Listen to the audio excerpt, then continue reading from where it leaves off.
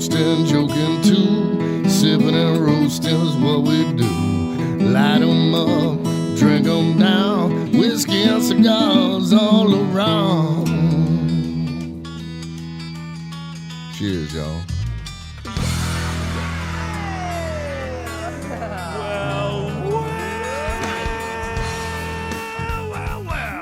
Sounds like when a party's about to happen. Welcome, ladies and gentlemen, to this fine radio program, podcast, and video extravaganza known internationally as the world-famous Smokin' and Toastin'. Show number 288 is on the air. We are in the studio. My name's Cruz. My co-host is Ian. We are in the studio with our friend and one of our very favorite guests, Michael Duckworth from True Anomaly Brewing. Welcome to the show. Y'all. Welcome back to the show. Thank you very much. Is Thanks this for your having me back. third appearance? I think this is like five. Five? Oh, five. Man. We started way back in 19, and then we had a little hiatus. We came back on last year. You can tell when we really like the beer because the guest comes back on a regular basis. It's that monthly subscription I started you on. I was saying this earlier, but you True Anomaly to me has you pass with flying colors my two most important brewery things. The two most important. What are they? Well, the first one is obviously the beer good. The quality. And your beer is fantastic. Thank you. Quality. So you're saying you got a great range. beer good. Beer good. That's exactly what I'm saying. And in particular, you guys beer. I mean, you got all the interesting space connections and all that, and that's just gravy. The juice itself is delicious. Appreciate that's the number one thing. The number two thing, and again, this is just unique, I think, probably to me, but True Anomaly Brewing is walking distance from my house. So this hop, skip, and a jump to freedom. This means that I can just come over and as if those two things weren't enough, they do this thing called Tacos and Trivia Tuesdays, and I had some of the best tacos of my life. And that's saying a lot because I've had a lot of tacos. Went back for seconds, you told me. Yes, I did. Yeah, the first thing was like 3 tacos. I was like, okay, this is outrageously good. I'm going back for more. And then 6 tacos is a lot of tacos, That's even a lot for of me. tacos. In all fairness, they're street tacos, Yeah. right? I mean, they're not Right. not those full-size tortillas. But still, they were I love absolutely that tacos fabulous. have been renamed to make them cooler as street tacos now. Oh yeah, street tacos. Because before are they cooler, were right? street tacos, we used to call them tacos. Yeah. No. Street tacos is actually smaller, so you get a little less, but a little more cool inside of them. And generally speaking, I find that most things that are called street tacos have a little bit more flavor. You don't get to go to Taco Bell and say, I'd like 3 street tacos, please. I'm sure they're They going don't to try have and them. figure out how to make that happen. Oh, they'll work right. on with it, their trust 4 me. ingredients that they have. That's right. Taco Bell, it's amazing. It's like tortillas, meat, beans, and cheese. Right. Meat has a question mark. And But at 2 a.m. meat substance. Question no, mark don't get me starts wrong. looking I'm better not, and better. Have you ever have the ones with the Locos Doritos? Oh yeah, those are actually pretty tortillas? darn good. Those are oddly Yeah. And if you're fantastic. like Soft and crunchy. What's the one that they put the taco? And the taco in the taco. And I'll tell you what, in the taco. if you are hungry and the bars have just closed, there's nothing quite like just getting a whole bunch of that basic taco. Mm-hmm. I mean, you gotta love the brain trust that comes up with like the Taco Bell menu. You know what? Here's an idea. Let's take a tortilla, and fry it so it's crunchy. Yeah. And we'll put it inside another tortilla. with a little beans. It- Come on, with little give beans, a little little cheese. viscosity there. You wonder how can they mix it up again, but somehow they always Somehow do. they do. Nacho cheese? They manage But the to do it. Doritos Locos Doritos, shells yeah. are the ones. They did. They did a great job. Oh, yeah. Well, we're in the studio with True Anomaly Brewing and Michael Duckworth, and it's so nice to have you back on the program. We are at number 288, and we got some interesting things to talk about today. I'm going to say some words on today's show that I swear to you, I thought I would never say. Uh-oh. Like Hassenpfeffer? Kind of like that, yeah. Almost as Nacogdoches. almost as Chapultepec. almost as difficult to predict as that. Okay. All right, here you go. I'll give you the headline now, and we'll get to the story in a little while. Stone Brewing Oh, yeah. has sold out. What? Yeah. Yep, they've sold out. True story.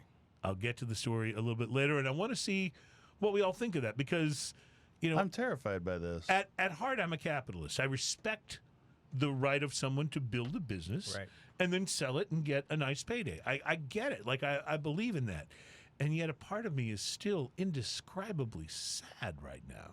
It's also how vocal you are about that position going into it. And Stone's obviously been aggressively vocal about independence. Yes, absolutely. Yeah. So this is part of where I get it. I totally get it. I mean, I hope they sold high. Yeah, I would imagine. Not as much as I thought it. Oh, really? Really? Yeah. It's a good number. I mean, it's been reported, but I don't think anybody got ripped off. Well, we'll get to that. I promise. We'll get to that. We'll get to some cigars to watch for. There are some very interesting things coming out across the rest of the summer and into the fall. So we'll share a few of those with you. I find myself doing some cigar watching from time to time. This is where I sit in a cigar shop smoking a cigar and just watch for cigars. Well, some people really enjoy bird watching. I have several friends that are avid bird watchers. Or what is the... what is the word? Onthologist. Is it? Onthologist? Ontology? No, I thought the ornithology. I thought that was ornithology. No, you're right. Ornithologist. Ornithologist. Thank you, Doug. Is cancer. Yeah. My bad. That's oncologist. Oncologist, I'm pretty sure, is Oncologist. checking out other stuff. But but in any case, I have some friends that are really into that. But I like you, I prefer to watch for cigars. Yeah, I sit there and watch for cigars. Who's buying them? Who's going in and getting them? Who's what my new cigars friend? are coming in and out the door? Yeah. This is the wild-breasted Patron. It's kind of fun.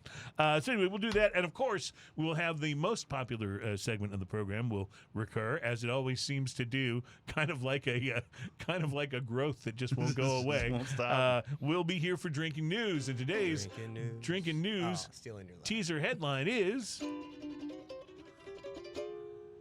that's gonna leave a mark. I hit the wrong string there. A very, it still sounded good to me. I can make it work. Yeah, I like it. I absolutely like it. So a lot of fun stuff to talk about, and I'm gazing at the countertop right now because it looks like there's going to be a lot of fun stuff to drink too. We did. We brought in a wide array of options for us today. A little lighter stuff, a little heavier stuff, some real heavy stuff. I know you guys like the creeping up ABV. Well, so that's like an Ian Summer pool party. Is the high ABV? Is the 12% beer? I have no problem drinking barley wine on the river. Yeah, and he's done it too. Like he's not kidding. He's not kidding. This is the guy that before Did I send he you goes, a picture of that last year? before he goes inner tubing, because you like to float down like the Frio River and stuff, right? So before he goes inner tubing, he gets the most giant cigar he can buy. Like an Alec Bradley Max or a JFR Lunatic. Do the whole trip. And a barley wine. Trip. It will almost always last longer than the river float. That's like a 4-hour cigar. Yes. That and a barley wine, you're set, brother. More than one. Yeah, okay. Gotcha. Maybe an umbrella. So you only bring one cigar because you got to have room for multiple beer. Yeah, exactly. And it's wet out there. Plus, by the way, we'll be sampling some whiskey today. Rabbit Hole Kentucky Straight Bourbon whiskey. Ooh, that sounds good. That I haven't like tried any of the Rabbit Hole stuff. They get a bit of press. Like I've seen, reviews of them. I've seen people talking about when I was in Kentucky, that's like all you saw advertised out there. there. Well, it is a Kentucky whiskey, yeah, obviously. So, everywhere. Yeah, it's kind of a big deal. But, Kentucky whiskey, I was thinking about it because there's obviously a big competition, a big debate between Kentucky whiskey and Tennessee whiskey. And, of course, now Texas whiskey has made, a name for itself as well. But I was just thinking the song just wouldn't have been as good if it was Kentucky whiskey. No. It's got to be Tennessee. It's got to be they're both 3-syllable names. Kentucky, Tennessee. Right. Yeah. But the Tennessee having the emphasis on the last syllable, it makes it sound you better put in the song. emphasis on the race syllable. Yeah, that is absolutely right. And Kentucky whiskey. It wouldn't have been the same. It just wouldn't have been the same. So anyway, we'll get to. Are you gonna? I was going to play a little bit of it. Let's see it. Let's hear it. Okay. No. So a lot to talk about and a lot to get to, and I'm excited about the beers. You already poured me a little bit of, and we had this on the show last time, the Scout Mexican style lager. This is just, it's not necessarily what I think of when I think of True Anomaly. I have a tendency to think of, that's fair. Your IPAs and your funky beers and your higher ABV things, but Scout is probably my favorite Mexican style lager of all time. It's just Agreed. so drinkable. Thank you. And Yeah, there's some we're, good ones out there, but this is terrific. I think you're right on. It's not maybe the first beer you think of for us, but it's something that we continue to come back to, and it's part of our stable of lineups, and it's something that we're actually getting more into some draft out there. So I brought it today just to have it as an easy drinker, something to fall back on while we delve through some of this more explorative Some very beers. foreboding-looking bottles Right, here. yeah. Well, I reached out to you a few months back when my sister was getting married, and you hooked me up with a. Oh, you're telling everybody now. They're all going to ask you. You set That's aside. it. I paid for it, but you set aside a keg of this for me to bring to my sister's wedding, and it went over. It was absolutely fantastic. Everybody loved it. Yeah. And a lot of people there from Michigan. So Michigan's big beer country. Tons of kids. people there from Michigan absolutely love this beer. Big beer country. So no, it really is good, and it's important. I think, despite Ian's barley wine inner tubing summer escapades, it's important to have a good, I can drink a good porters easy too. Beer. Yeah, I know you can. And old ales, and Start stepping it down there. That's right. When I'm at the pool, though, this is what I want. I'm just going to say it right here and now. So anyway, we look forward to that, and like I said, a lot to talk about, a lot to taste. We are going to taste the whiskey as well, and I know, Ian, you've had an opportunity to smoke something interesting this week. Why don't you tell us about it? I did. I stopped. On a fortunate side, like there's no cigar shops on my side of town. Right. Like I got to go outside of my side of town a ways to get to a cigar shop. But a little convenience store opened up around the corner, and they happen to have a little humidor in there. My wife went in there one day and said, "Hey, they got a little humidor." I was like, "Do they have actual like real deal cigars in there?" And they do. So I was kind of out of cigars that I never tried on the show. And I went by there yesterday and got a Partagas Black Label in the little crystal tubo. And so it's real pretty. You'll see the pictures and everything on here. But this is a Robusto 5.5 by 50 size with a Connecticut Medio Tiempo wrapper. It's a very dark Maduro wrapper. Okay. The binder is Dominican. The filler is Dominican Nicaraguan. The appearance on this dark chocolate-colored wrapper, veiny and textured, leathery, overall oily feel, very firm roll with a single band. It's got that classic Partagas band, but the background on it's black, so that's how you know it's the Black Label. The pre-light sniff on this, classic tobacco, chocolate, and coffee. Not a whole lot going on in the pre-light sniff, but very pleasant. The pre-light draw, I used a punch. It had kind of a tight draw with the punch. I was getting kind of sweet, creamy coffee, cocoa, fermented hay, bitter chocolate on that. The initial light, big, toasty pepper blast, but earthy, like strong coffee, bitter chocolate, a little bit of graham cracker towards the end. Retrohale was spicy and campfire. The first third of this, the draw with the punch was a bit too tight, so I opened it up. I just clipped the end, and it opened up to about a medium draw with the clip. Full strength and spicy pepper and earth complements the sweetness that follows with baking chocolate, coffee, tangy leather. The lingering aftertaste was cedar, leather, sweet coffee, retrohales, cayenne, black pepper, fermented hay, charred toast, solid ash, perfect burn. This thing was busy. Love it. The second third of this woody notes take the stage here with distinctive cedar and loamy earth, dark chocolate, coffee, and charred toast weave throughout while the pepper remains consistent. Copious amounts of smoke issue forth with a big silky mouthfeel.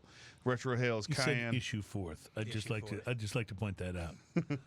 What? You're very poetic with your cigar. This is just how I You knew talk. I was coming on today. Yeah. This is I just how I talk.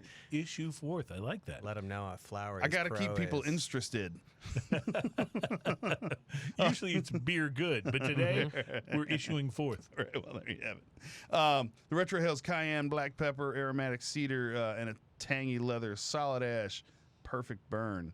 The last third of the cigar, pepper and spice, very peppery, very spicy. Yeah. Like this was a full-flavored cigar. Do not approach this unless you got your big boy cigar boots on, because it's gonna kick your butt. It's full flavored. Very peppery and spicy. Cedar and pine campfire kind of notes to it. Hints of black licorice and walnut were threading throughout this dense tapestry of full flavor. I found myself. I hear you. Dense tapestry. I found myself in flavor country, my friends. And I couldn't stop talking about it. He went from wonderfully flowery prose to a Budweiser commercial. Flavor country. I think that was a Marlboro commercial. I think it was. It was Marlboro. It was either Marlboro or like Ham's beer. Hand roll. You know, I smoked cigarettes years and years and years ago. Yeah. And I never felt like I was in flavor country, even though I smoked Marlboros. I did today, however, smoking this cigar. Leather, coffee, and chocolate are still in abundance, along with the rich earth. Retroha's peppery, spicy leather, and cedar's solid ash, perfect burn. It's about an $11 cigar. It gets a solid 5 at $11 because it's not a very big cigar at $11. Right. Yeah, it's 5.5 by 50. That's a Robusto. It's not. It did smoke for a long time, though. It smoked for over an hour. And lots of smoke, too. And lots of smoke coming out of it. So it's solid 5 at $11. And if you want something very full flavored and very complex, which are sometimes hard to find together, this is a cigar for you, definitely. Nice. I love it. Well, I had a Camacho this week. I had the Camacho Corojo, the box press Toro, which comes in a tube, and it's a metallic tube. And the tube is box shaped, just like the cigar inside. That's kind of cool, which is kind of unique and kind of cool. Yeah, it really is. Avo had those. The Synchros was like that. Avo does have that, but and there are a few. But yeah, it's very cool, like feel in the hand. Cool and rare, yes. So Camacho. Tactile. Camacho started out as the brainchild of Christian Arroyo, or as my autocorrect in my notes says, Christian Erica. But Christian Arroyo, and we, had a chance to hang with Justo, his brother, and his father from the Aladino family. And when Christian started the Camacho brand, I mean, he built it up, built up the quality, built up the reputation. Camacho was one of my absolute go-tos for a lot of years. And then he sold it for a very nice profit to Davidoff, who, upon completing the purchase, immediately changed everything about it, from the packaging to the blends, and unfortunately also the quality of the tobacco. Yeah. Smokers noticed, and Camacho, now under new management, took a bit of a nosedive. So here you've got Davidoff paying a lot of money to acquire a company and then doing everything they could to tank it right out of the gate. I stopped smoking Camacho altogether after that. Same here. But Davidoff did realize that they needed to rescue the brand, and they began to slowly but surely ramp the quality of Camacho back up. I've had a handful of them in the last several years, and they have been much better. So let's talk about the Corojo Box Press Toro from Camacho. As I mentioned, I absolutely love the packaging. I mean, it is just really cool. Bold, colorful, very, very cool. Now, the cigar itself is a Honduran Puro. And I don't know if I've had a lot of Honduran Puros. I've had Nicaraguan Puros and Dominican Puros. But this uses a Cuban seed Honduran-grown Corojo wrapper and all Honduran binder and filler in the cigar. The pre-light on this, both the sniff and the cold draw, gave me lots of grass, hay, and a kind of ripe barnyard smell, which I know sounds like that might be unpleasant, but it wasn't. It's a really nice thing, but certainly noticeable. But none of that once I lit it up. I got a nice peppery kick, not quite enough to be called a Honduran pepper blast, but you get the idea. Once that settled down, though, it was cedar and a nutty vibe that dominated the first third. A little bit of sweetness emerged once I got to about the second third. The pepper settled down and settled in, which means it wasn't as big, but it was definitely going to be here for the duration. I also got a little bit of earthiness, which blended well with the overall vibe of the cigar. It's pretty pleasant experience. By the final third, I was getting a little bit of citrus zest. That pepper note was continuing, and I thought I got a little bit of baking spice also on the finish, especially. Construction was solid. The ash held on very well. I flicked it off into my Star Trek ashtray about an inch in, but I'll bet it would have held on a little bit longer. The cigar smoked like a medium to full, which is kind of my sweet spot for cigars. I enjoyed the Camacho Corojo Box Press Toro. I really did. For a reason I can't quite put my finger on, I wasn't as enthusiastic about it as I kind of had expected to be. Maybe it's the cool packaging. I don't know. Don't get me wrong. It was a good cigar. It had decent balance, good flavors. I enjoyed the tingle that it left on the palate. It wasn't just like this, pepper bomb, but it was enough to give you that little tingly thing on the tongue. Maybe I'm just having trouble getting over my prejudice against Davidoff. That's what it sounds for like. almost destroying a great brand. But I will say this: if you smoked a Camacho during the dark years, I'll just say it, they absolutely sucked. The before time. Yeah.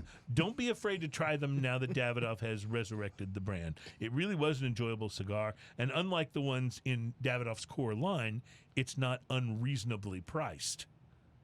By the way, I've said Davidoff 8 times now. Yeah, You How owe much them do I owe them? $50 each time. It's kind of like if you say Super Bowl, like you have to pay the NFL. I think they owe you money on this Yeah, one. maybe. I don't know. I mean, what was the price point? At $9 a stick for a cigar that you could actually carry in your pocket without messing it up That's because of the nice. metal tube. I'll give it a thumbs up and a price to quality score of 5, which means you get what you pay for at $9. I can definitely give you that. Finally, Davidoff has a cigar where you get what you pay for. And that is worth celebrating, right? Don't you think? And it's under $20. Yeah, I'm going to celebrate with some Scout Mexican-style go. lager from True Anomaly. And I'll also celebrate by taking a break. When we come back, we're going to start drinking beer. I say as if I haven't started drinking beer. What do you mean by start? Right. Continue into the next segment of beer.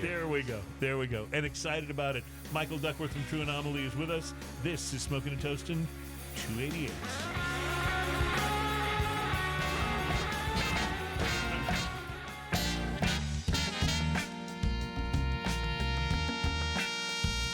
I feel like this is coming back.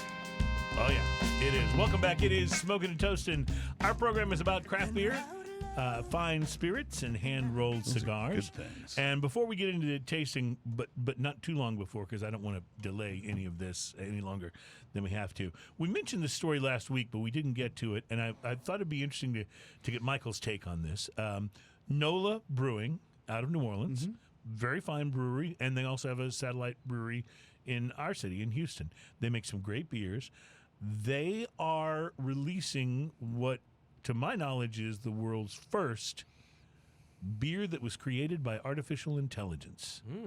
It's an AI-created craft beer called AI Blonde Ale, and they've already done their launch party in New Orleans for this to coincide with the CVPR, which is the world's premier computer vision This event. just proves that even artificial intelligence is just done with IPAs. It's like we're just sick of them, okay? Come on now. Just sick of IPAs. I am not sick of IPAs. Seriously, I don't know what you're getting at, because it was such a thing for a while that everybody was just cranking them out. I mean, your But, brewery you know, has a nice the- selection the of IPAs good that I ones- completely ignore when I go in there. Good. And good drink all the ones Belgian have maintained. style beers. The good ones, though, have stuck around. Yeah. Because there's definitely an appetite for it. And I just find, to me, the only criticism I could give of IPAs is that sometimes they don't go with cigars all that well. That's about the only criticism I could give. To me, that's just whenever you get into that hoppy, like citrusy bitter. kind of flavor, that wonderful beer bitter, it's just that's what beer's all about to me.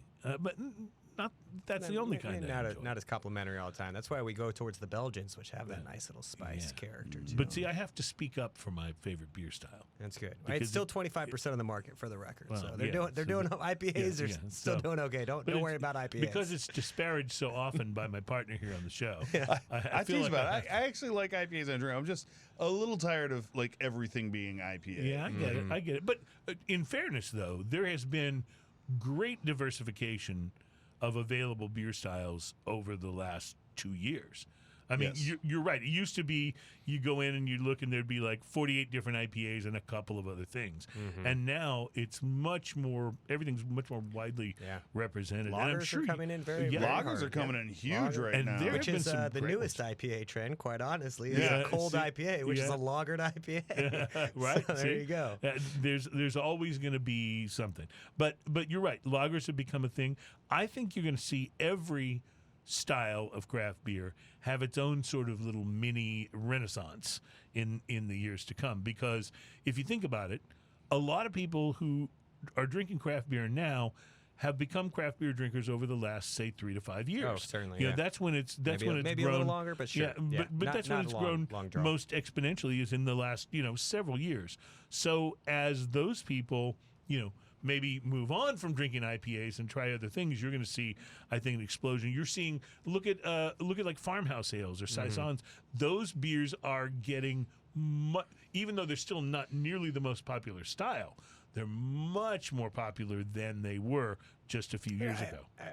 The way I would equate it is, I mean, you look at an entry-level wine drinker, and they're coming in and they're having their Kim Crawford Sauv Blanc and enjoying it, And that's if you skip all day, every day. That's if you skipped over White Zinfandel. That's or Eco Domani, I suppose. There was a stepping stone there. Yes. But then eventually you kind of grow up and out of that, and you say, hey, what else is a little more interesting? Hey, What's some what vintage complexity is this to it? box? That's right. Exactly. That's right. That's a 2023.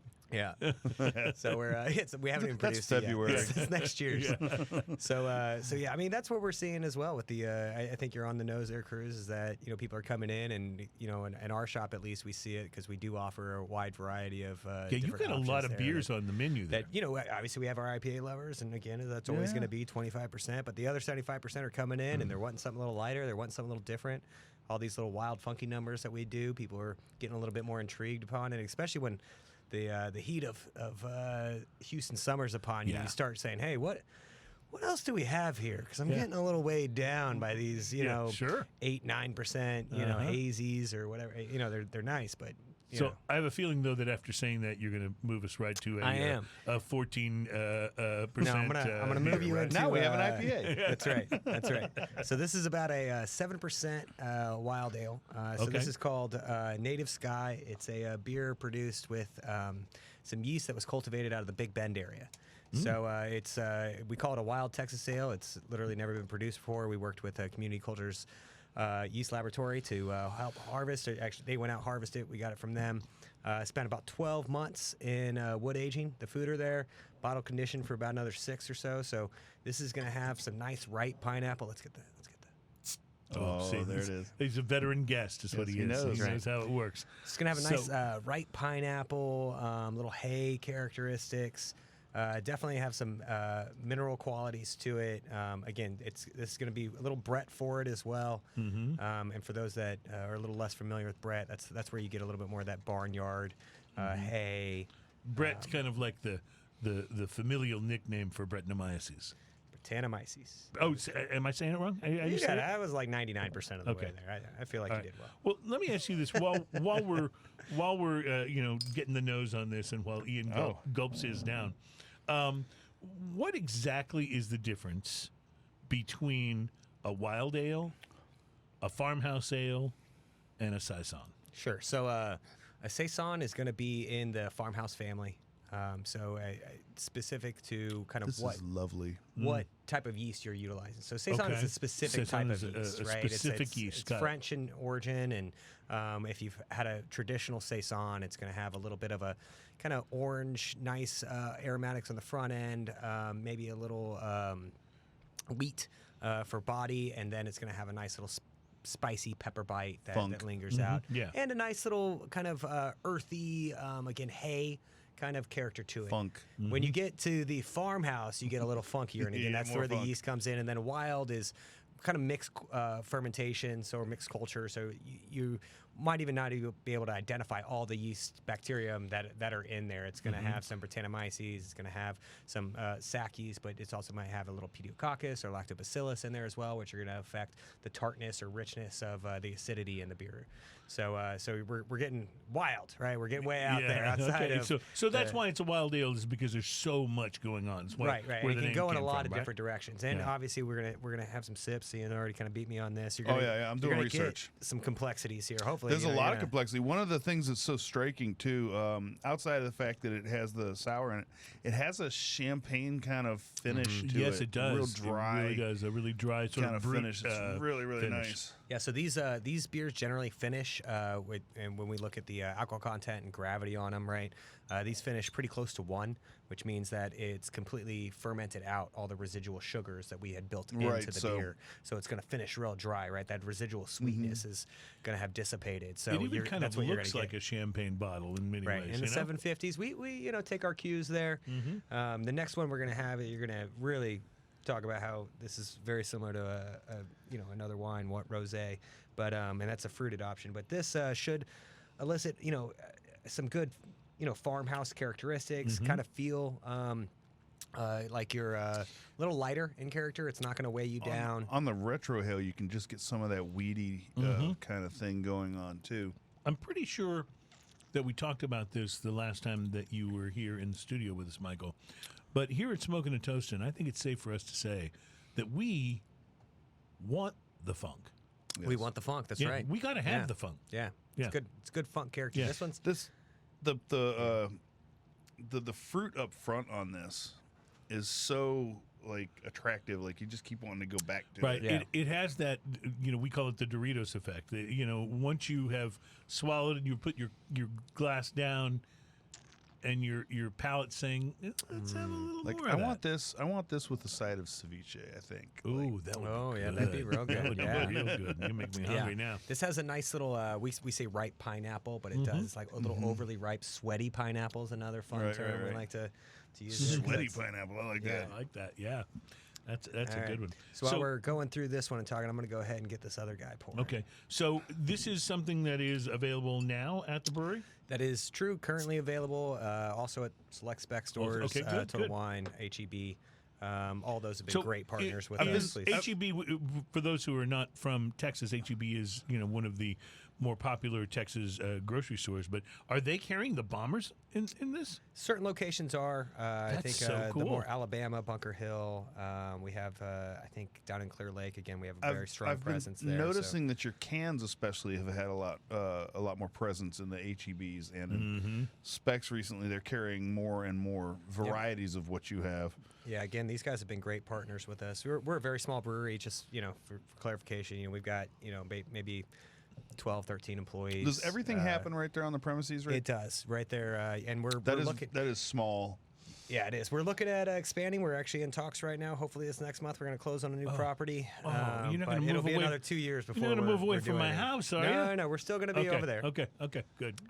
You worried me there for a moment, Yeah. Michael, because that was the second. We're, If you- we're if looking you've at got budget, expanding the you pass. production house. If you've got budget gotcha. while you're expanding for about 3 figures and someone who has no discernible talent, let me know. You don't have to look any Gotcha. further. 3 figures?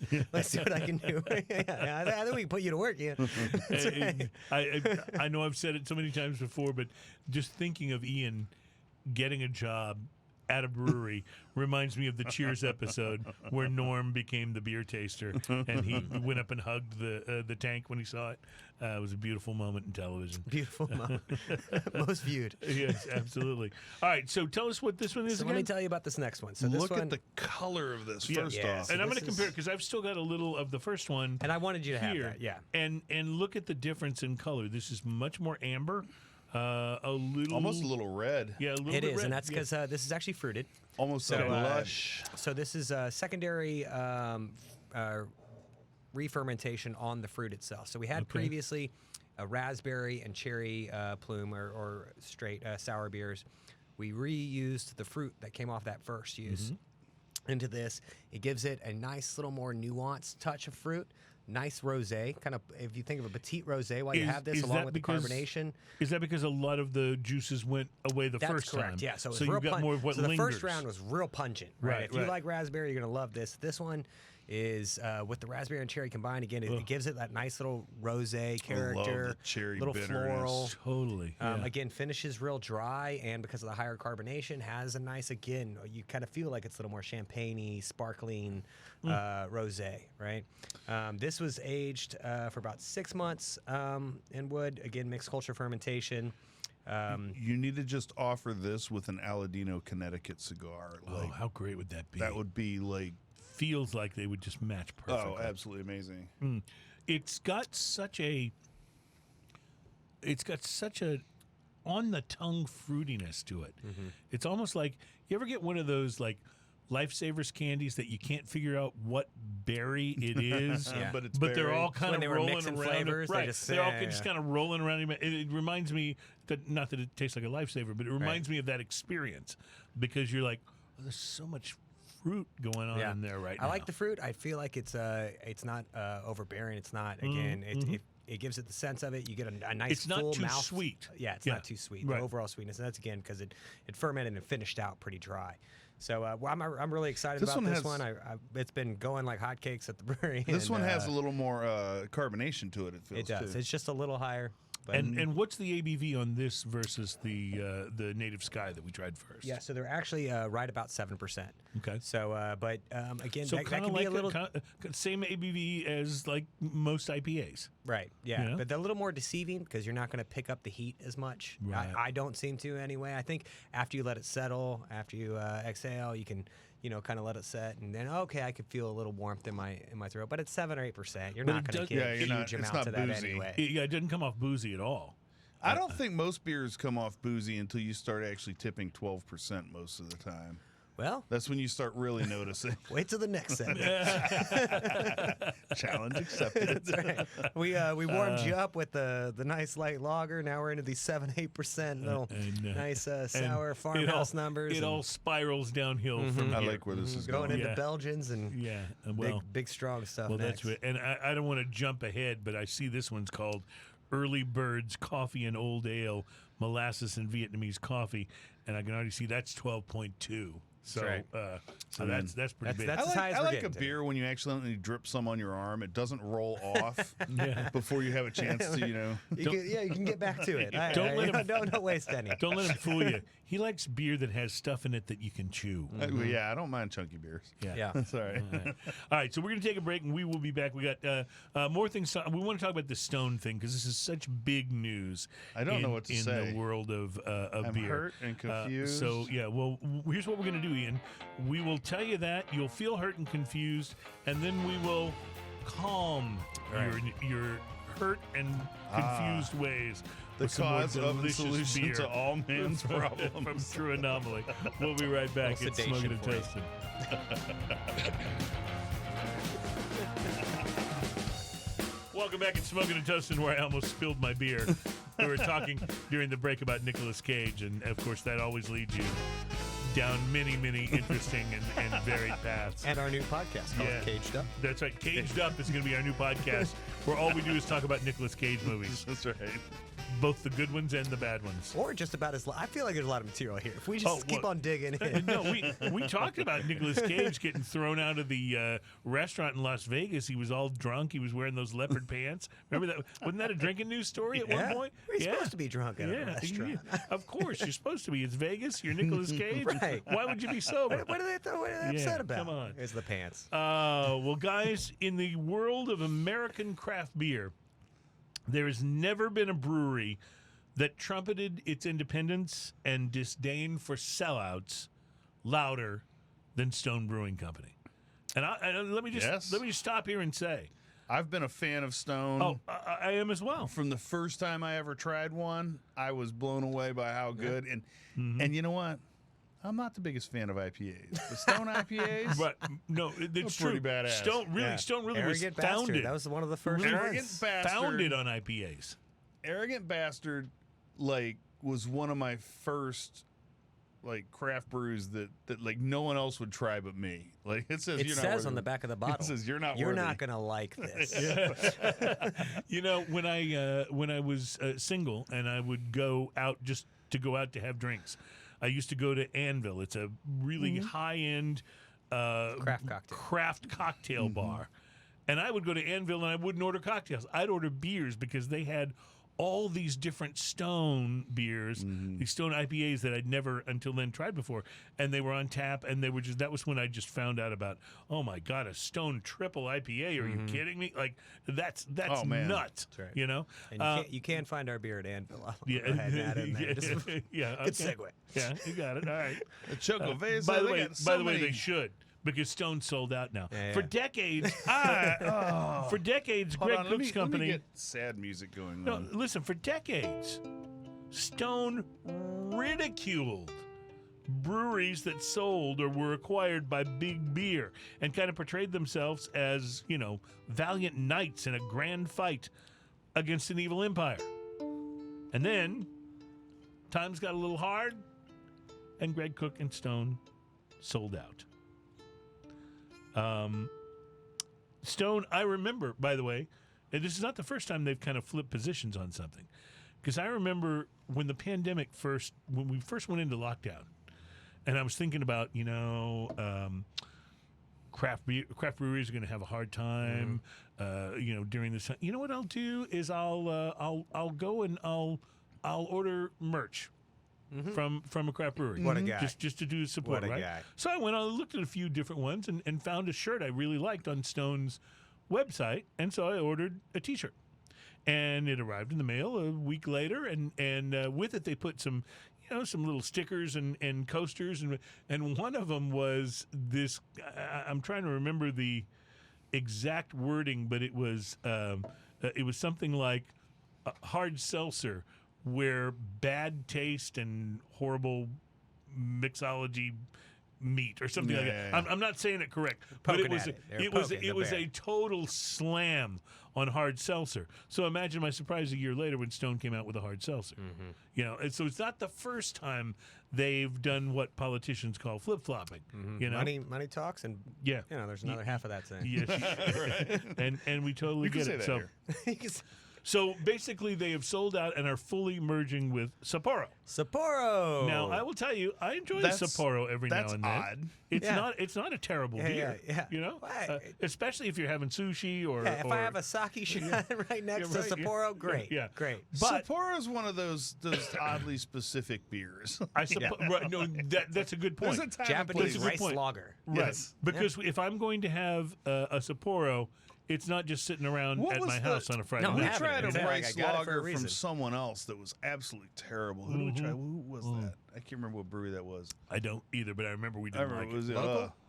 No, I think it was one you got on Tavor or one of those. I think it things. may have been, yeah. But it was one of those Japanese rice lagers, and it was not But good. it was made by an American brewery. It was a Japanese rice Yeah, lager, and it was terrible. It was not. It was not That's good. no bueno. So, And what do we have a number?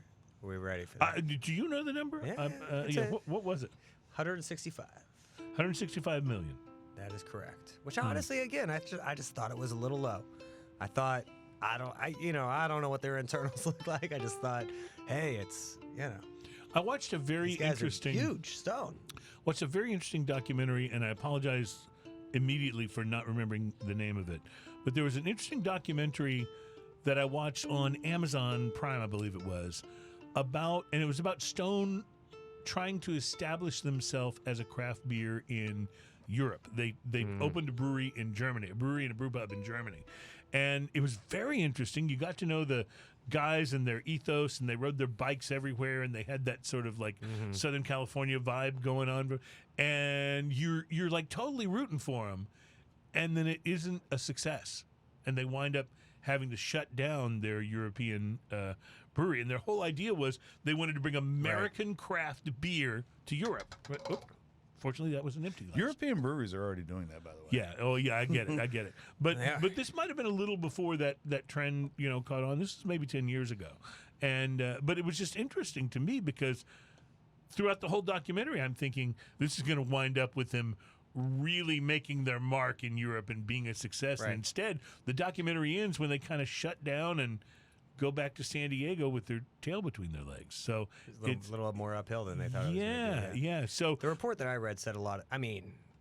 One element of their selling, I think, is attributed to that, but also they, just spread themselves a little thin. They Right, tried to right. become more super regional, try to get everywhere all the time. and The craft market right now seems to be going more local, more Right, hyper local. more hyper-local. We want to The contribute hyper-local- to the people in our city, and more breweries. Are We've popping up talked about this to a little be bit. that representative part. Sorry, Where go some ahead. of the breweries coming out now, especially in the last couple of years, but the trend seems to be like breweries are now a destination to hang out. They're now like going back to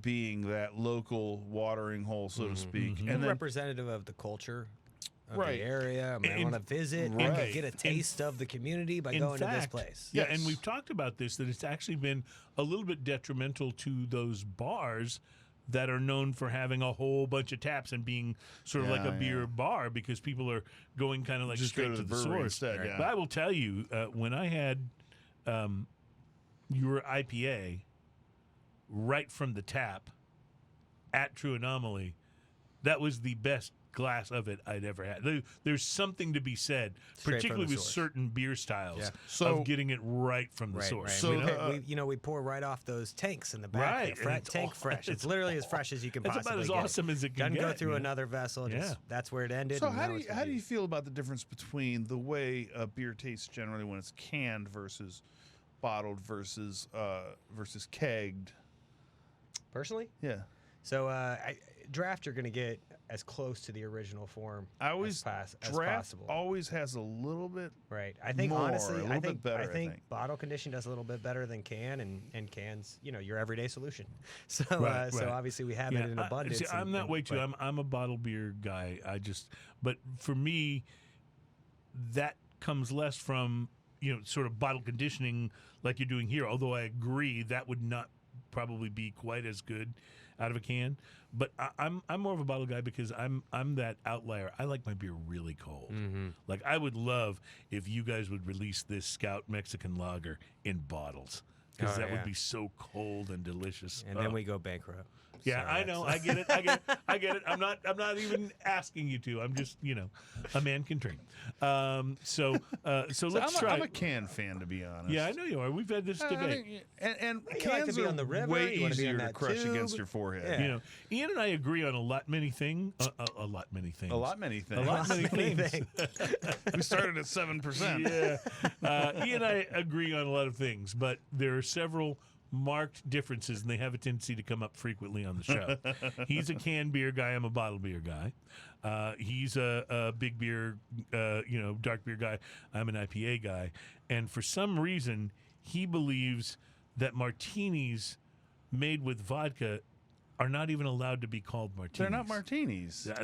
This is They're So only gin kangaroos. vodka. This is your Only gin position. vodka. Or I'm sorry, only gin martinis. Yeah, we started at 7%. Well, no, by the a way. martini is made with gin. A kangaroo is made with vodka. See, I'm not buying in. Okay, so here's the deal. If you walk up to a bartender and you say, "I'd He's like a doubling down. martini," He's doubling Yeah. down. okay, Uh-huh. and that bartender asks you, "Would you like gin or vodka?" Don't get a martini from that person. But that's something If you that walk Chris up and Morris you say, might ask "I would you. like a martini," and they make you a martini, they will make it with gin. If you walk up and you want something that's not made with gin, then you go up and you designate, "I would like a vodka martini," because it's not a martini, it's a vodka martini. See, I'm what going to talking order a about? martini Kangaroo. in front of you next time See- we go. see what I'm If I talking- go out, see I'm what I'm going to talking do about? it. I'm You gonna- do I'm that. gonna- He's I'm gonna And order if it the right in front bartender of you. says, "Would you like gin or vodka?" do not get one from them. No, I'm gonna get a vodka martini, and I'm just gonna see you go ape shit. I don't look. I don't mind. See what happens. I don't mind a quote unquote I don't know, you're vodka getting a little martini, worked but it's up. a kangaroo. I will just say this. Well, I'll order a kangaroo, and then when they look at me blank eyed, Yeah, like, what the I'll hell say, are you okay, talking can I about? just get a Yeah, vodka martini? right. And they're gonna do it right. I'll just say this, though. I think we can all agree on this.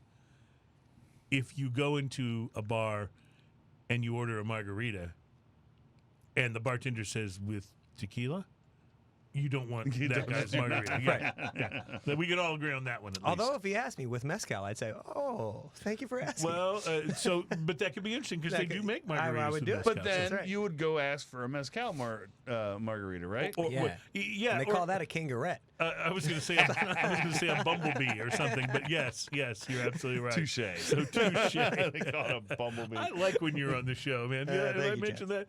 All right. So, are we trying to Belgian It's called a triple? little So this prick is, because those plants have. I'm sorry. Go Yeah. ahead. So, It's all right. I ordered Thai food last night, and I got the Fat Prick King. Oh, that's good. Yeah, that's it's good. wonderful. Yeah. Although it's a little hard to order.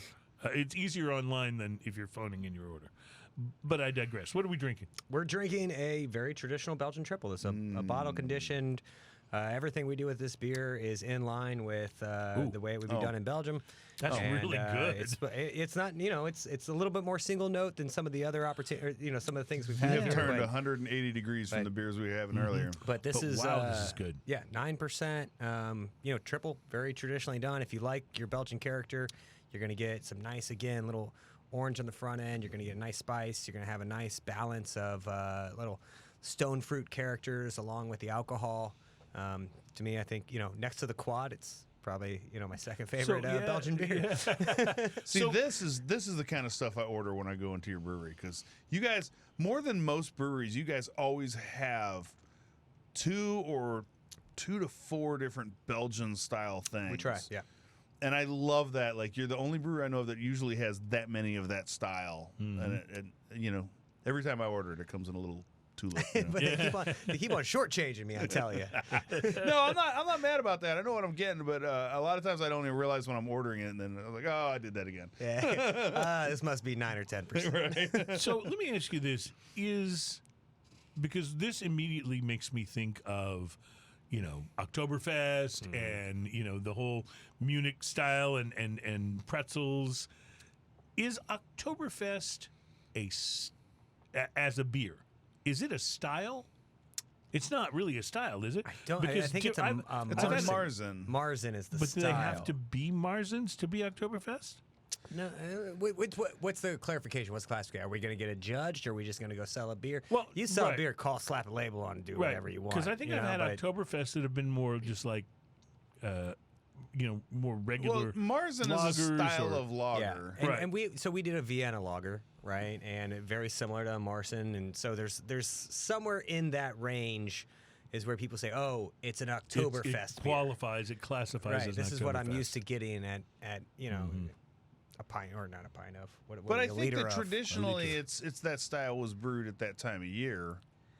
Right. And so therefore it gets the name. Like you have Well, it was lagered, it was held, it was aged. Right. So that's when the celebration came. They had made the yield, March, April, May. We got all the grains. John we got everything Barleycorn in. must die. Right, yeah. We come in, and then we age it for a few months, and then it's October, and now we're ready to. That's a really start drinking depressing the beer. song unless you know what it's about, Yes, by it the is. way. Yeah, absolutely.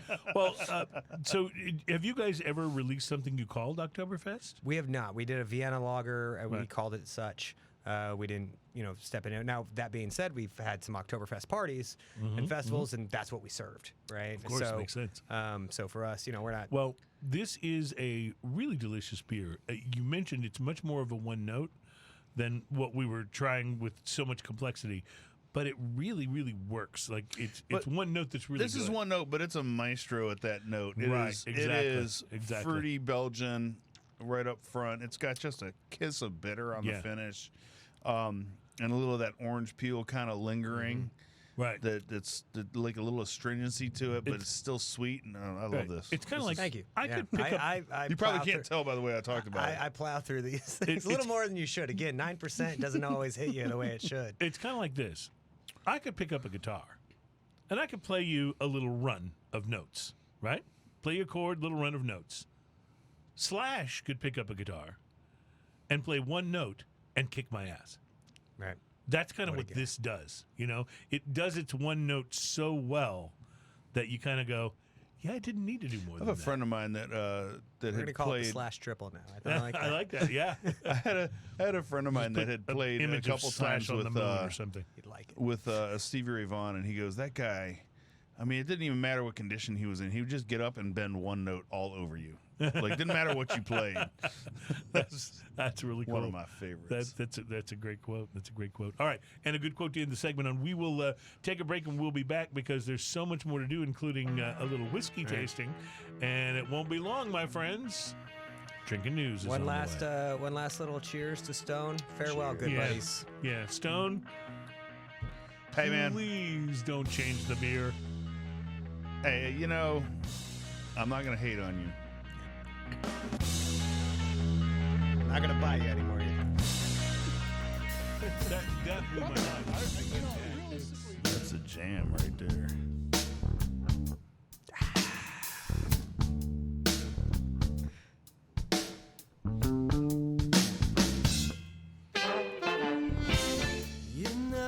Welcome back. It is Smoking and Toasting. We are the program that's all about craft beer, fine spirits, and hand-rolled cigars.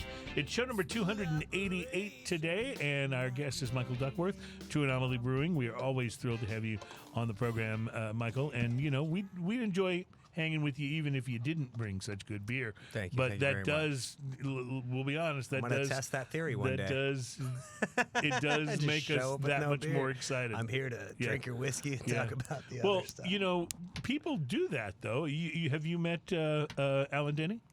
Yeah. Well, he shows up without bringing beer or whiskey or Nothing. Yeah. Yeah, that's why we don't keep on asking him on. Actually, we do ask him. Oh, He's a good you're friend. ruining all my lines. He's a good friend, and he doesn't always show up empty-handed. Yeah, I think he has before when he's pod crashed, but he doesn't always show up empty-handed. So Sounds loose. oh, well done, well done. Ian and I were actually We had one a few weeks ago that was good and scrunchy, and I kept doing that while he was talking. It was almost like having a DJ scratching behind you. You know, it was very, very similar to that. Ian and I were actually together when we bought this bottle, and somehow we have managed not to open it. So we're excited to be tasting it for the Because first it was time. 2 days ago, Chris. Yeah, that's because we did it right before the show. This is the Rabbit Hole, and as Ian was saying earlier in the show, if you're up in, or was it you? I don't remember now. If you're up in Kentucky, Louisville, you see signs for this everywhere. Yeah, it's everywhere, man. The it is what airport's they covered call with rabbit hole signs. ubiquitous. So it'll be interesting to check this baby out. Ian, you have not tried Rabbit Hole before, is that right? I've never tried it. So this is their High Gold. It Smells is their Kentucky straight bourbon whiskey, and it is It's a little overproof at 47.5%. but not wildly so. So, The only Oh, it smells. information It's got a little spice on the smell. it does. It has a little pepper on the bottle nose. information says matured over 3 years in new charred American oak barrels, what I think they kind of have to do. So It's got to be a certain amount. 70% corn, 25% malted rye, and 5% malted barley. So the corn and the Oh, rye. it's got a bubblegum nose, like big time. That's where you're getting that spice from. There's spice and bubblegum and cinnamon. It's got a really nice sort of on the palate burn. But the more to I it. stir it up, the more bubblegum I get. Bubblegum and cinnamon. Bubblegum. I kind of Bubblegum. dig it. It should come with baseball cards. Man, I'd have collected baseball cards back in the day if came with whiskey. Vice versa. Either way. Holy cow! It is a bubblegum bomb. Yeah, and that's not a bad thing. by the way. In a good way. Yeah, in a really good way. Because a lot of But times this is like you that. say bubblegum in connection with a spirit, it might sound like it's not quite as appetizing as it actually is. It's really, really good on the palate. And there's a cinnamon toasty finish to it, and a charred, kind of a raw charred kind of thing going on. It's pretty darn tasty, I have to say. The aftertaste is it's interesting. It's got that raw char kind of. There's almost a youngness to the aftertaste, but it's not necessarily in a bad way.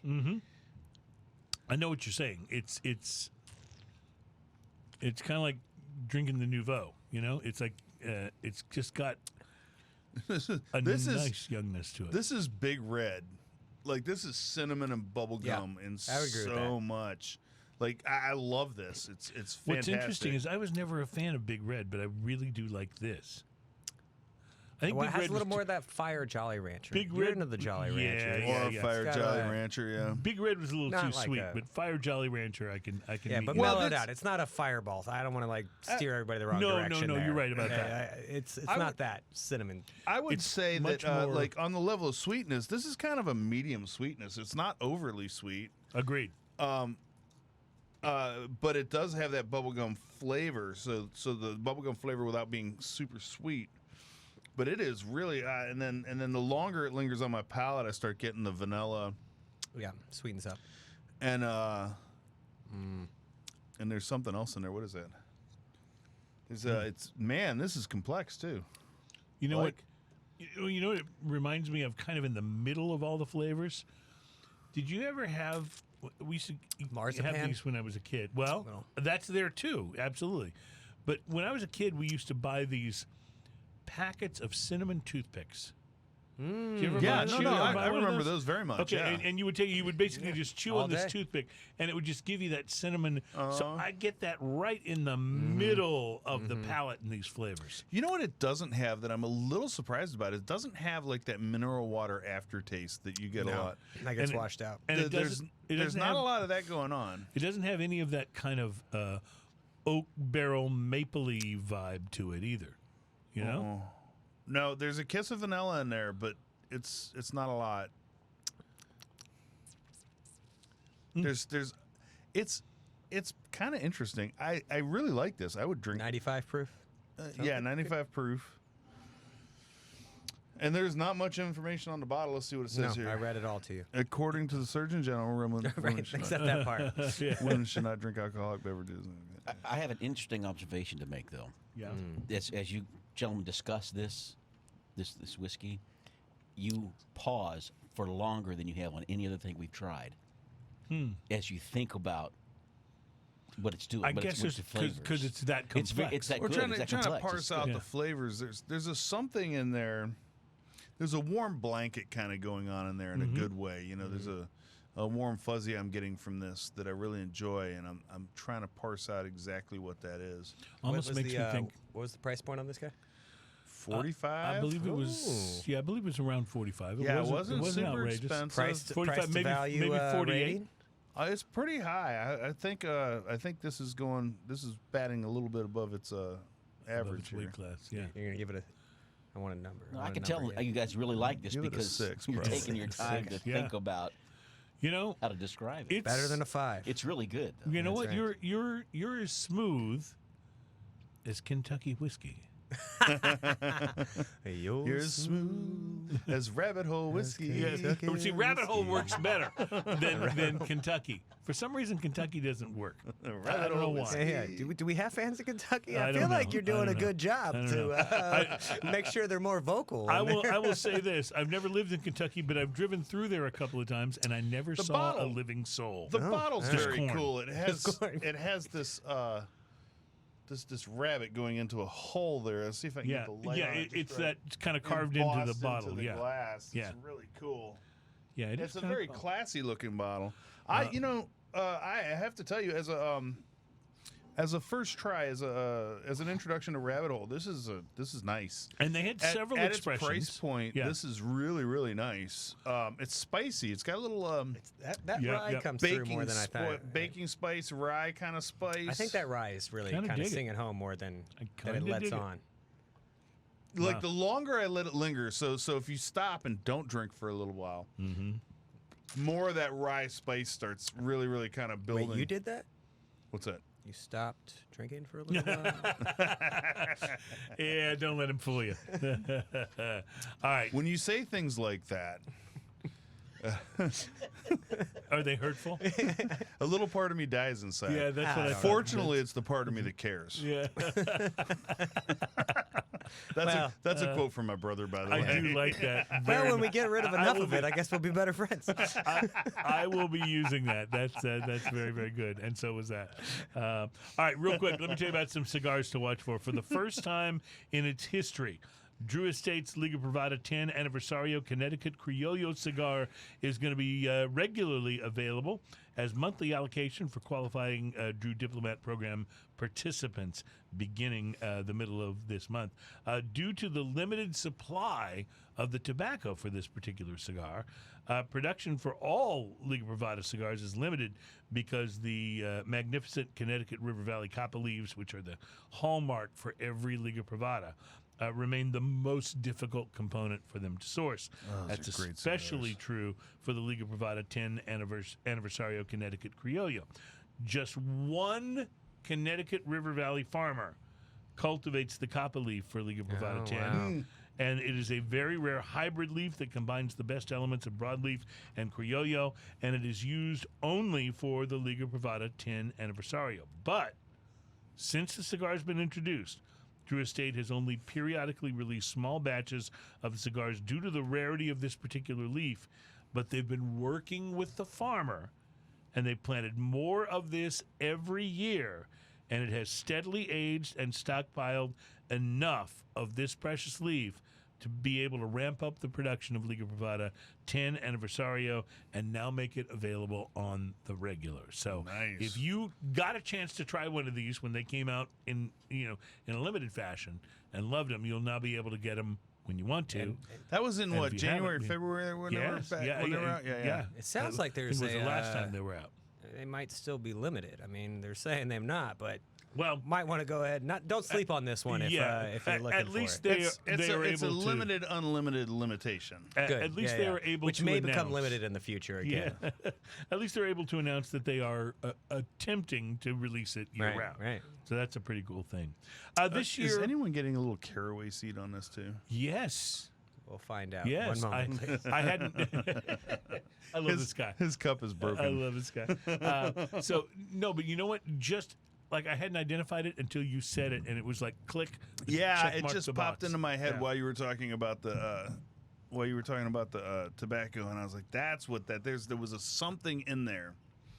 This year, by the way, marks the 100th anniversary of the discovery of the tomb of Egyptian pharaoh Tutankhamun, Ooh. frequently called King Tut by King Steve Tut. Martin and Yeah. other people that you may know. There's such individuals you may. By the way, speaking of Steve Martin, Tut. I just want to mention. You remember that season- song? Oh, it was great. It was, I it was know, so it was stupid. It awful, was great. but it was fantastic, yeah. Exactly. That's what I'm getting at. And speaking of Steve Martin, by the way, season 2 of Only Murders in the Building with Steve Martin and Martin Short premieres tonight. Does it? On Amazon All Prime. right, I'll have to check it out. That's a good. That good, was a good good show. one. Love that. Enjoy. Yeah. It. I will watch anything Steve Martin's in. Anything. Steve Martin's pretty fun. He's pretty awesome. Anyway, Especially this in year, that Spies Like Us. And This Martin year- Short, he's in there too.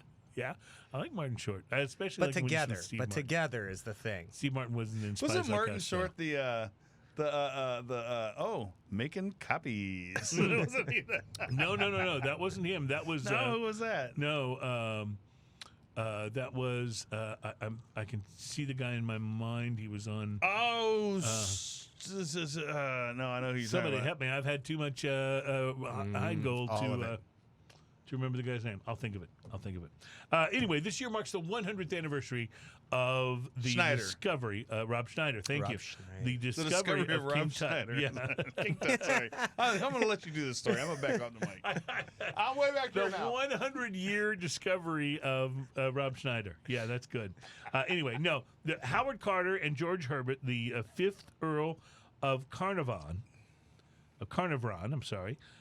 discovered King Tut way back in the day 100 years ago. So, Nick Melillo of Foundation Cigar Company, who's been working with the Herbert family in the past on his Highclere Castle cigars, is doing it again with the Highclere Castle Centager, a limited production cigar which comes in a box made to resemble a box that was actually found in King Tut's tomb. That's pretty cool. Yeah. Wait. You're not going to believe this, but this legendary cigar is made by AJ Fernandez.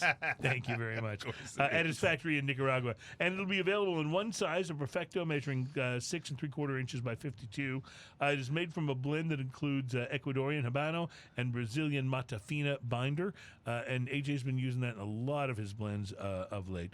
The cigars will not be cheap. Suggested retail is $33 a piece. I think AJ Fernandez is like the Eddie Van Halen of cigars. Kind of is, isn't he? Like Yeah. he's accessible, but still a virtuoso. Yeah, the Yeah. McKellar. Yeah. The Highclere Shows Castle up. cigar co-founder Adam von Gutkin, and that is his real name, von Gutkin, hired archaeologists Colleen and John Darnell to advise on the project and assist with the packaging, which is apparently quite elaborate. I've not seen a picture of it, but I'm so hoping that Stogie's or Serious Cigars or one of the places I like to shop will get this in so I can at least see it. Yeah, the And box itself I'll- will be a Yeah, collectible. I'll buy one. I won't buy the box because I'm not that. You got you it. know. Yeah, get the box at the end. I haven't sold Stone Brewing to a big mega company. That's right, that's so I don't right. have the kind of money that it would take to get I the don't have that box. cigar box money. Yeah, exactly. but maybe one day we'll sell. Think about it, Ian. We could sell Smoking and Toasting to Anheuser-Busch. Oh. Yeah. And they'll have to delete out a lot of shit that we've said. we walk away rich men, and they get to do shows about. I think Comanche is going to come back and be like, I heard that mediocre positively review you gave me back in 22 that said we were back on the rise. Just think about it, though. If Anheuser-Busch bought the show, they could have shows every week about how to make the most Budweiser you can make. Every week we try 3 Budweisers. Budweiser, we're calling this one because it's October. One more quick thing about Casada. Actually, they can't do that because the original. That's right. One more quick thing about cigars here. We've got new info on the Casada Oktoberfest. Ooh. And even in June, it's not too early to think about Oktoberfest. The Dominican cigar maker, Casada, is gearing up for the world's best-known beer party with its annual release, this year's Oktoberfest 2022 edition. The brand was created by Casada in 2011 as a seasonal release intended to be paired with Germany's Marzen-style beers, or perhaps some of your Marzen-style beers. So good. Vienna-style beers. Made at Casada's factory in the Dominican Republic, the Oktoberfest 2022 edition is rolled with the Mexican San Andres wrapper, and the internal tobaccos are all from the Dominican Republic. They will be on display in early July at the PCA trade show, and shipping is expected to follow in September. I can't wait. I'm going to buy a box like sight unseen. Yeah. Yeah. You kind of have to. Yeah. I had that. I sent you a picture. I just like. I know, it was so cool. Like a few weeks ago, I had I went into a cigar shop that had the 2016 still in stock, and I was like, I'm snapping that up, smoking it. That's a great cigar. Yeah, they're All good. right. It's time for us to take a break. When we return, it's drinking news time. And it's also drinking beer time because we're going to be Drinking We're going to be beer. biting into early birds, the coffee old ale, molasses and Vietnamese coffee. I am excited about this because as a person who's not a big coffee person, I will say maybe some of my favorite coffee is Vietnamese coffee. Like there's something really special you're gonna about enjoy this that one. flavor. So looking forward to that, and we'll be right back to try it and bring you your drinking news because I know you've been waiting. Are you gonna drink the? Are you gonna sing the drinking news song? Drinking news, drinking news.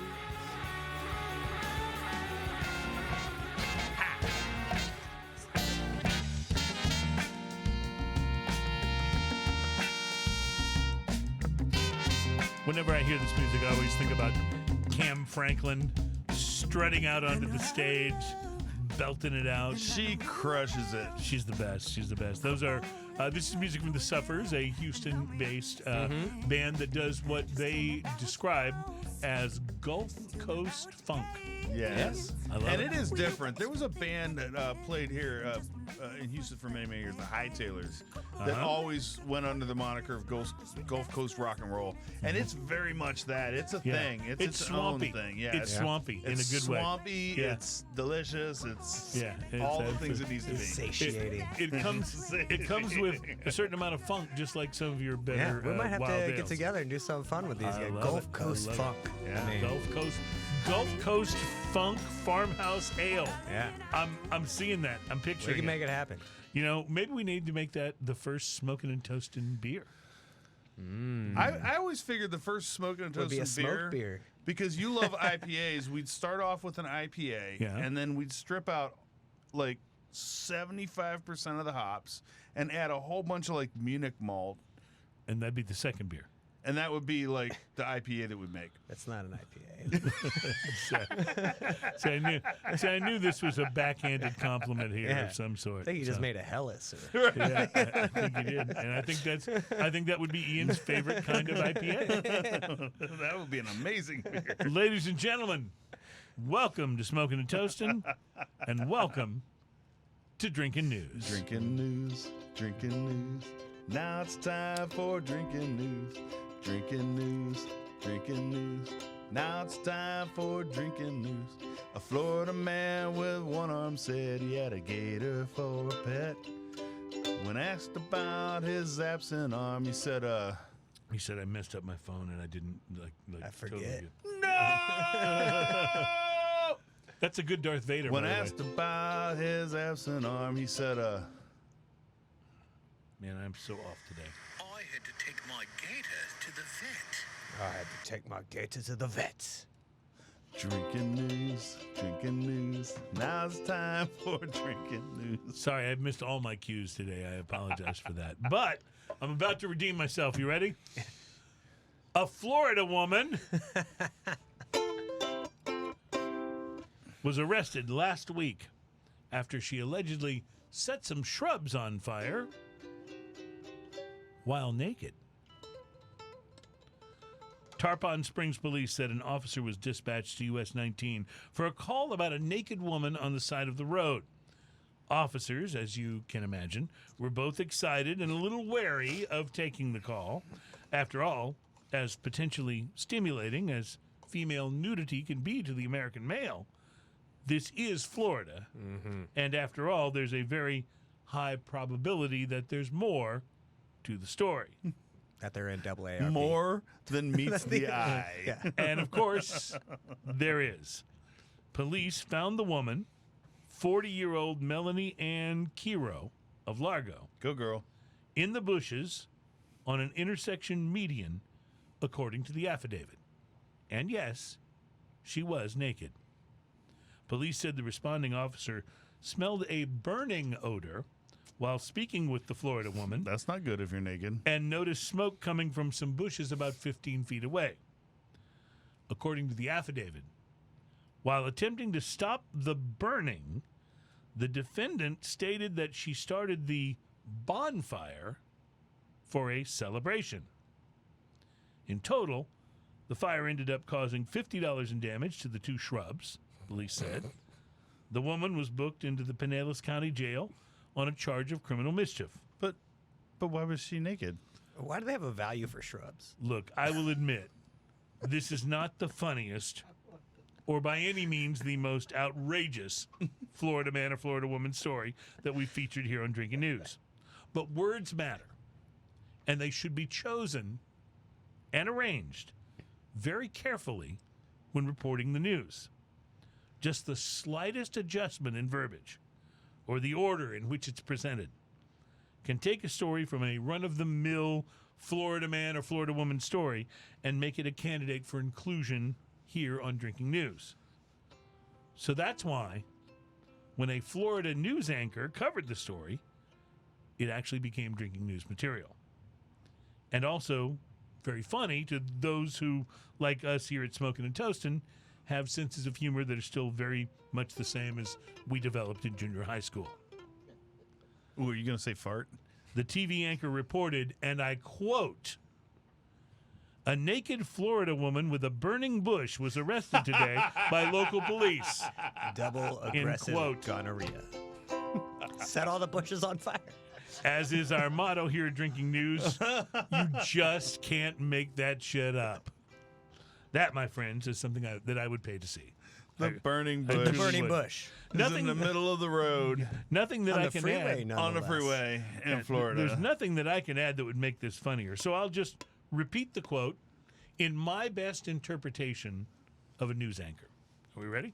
A Florida news anchor. Yeah. Let me have a little whiskey. Encouragement. Good evening and welcome to Channel 7 Eyewitness News.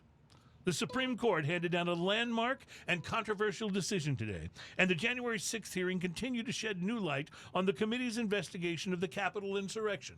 But our coverage begins here at home, where a naked Florida woman with a burning bush was arrested today by local police.